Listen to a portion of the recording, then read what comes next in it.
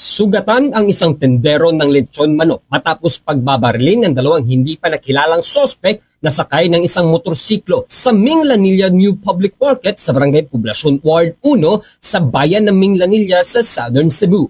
Kinalala ang biktima na si Jerwin Lauron Bacaro, 38 anyos at residente ng Barangay Tunghaan sa parehong bayan.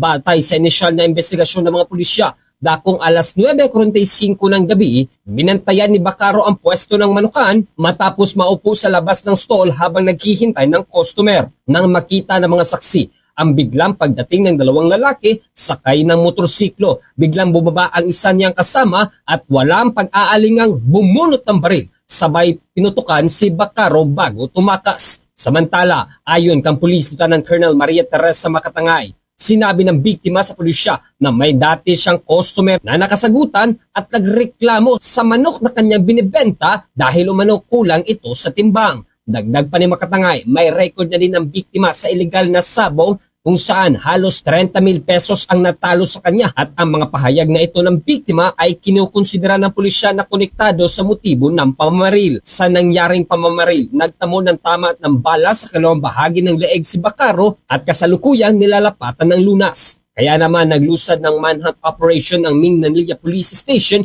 laban sa dalawang sospek. Samantala, hinihintay ng pulisya ang pahintulot ng doktor na maging maayos ang kalagayan at makausap na ang biktima para matukoy ang pinagmulan ng insidente. Initial investigation na nalaman namin na tandaan ng victim because boy siya at right now he is recuperating.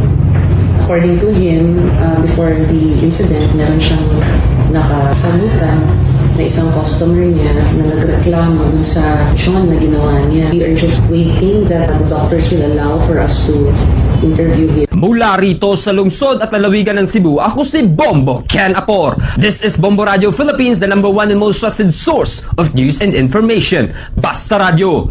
Bombo!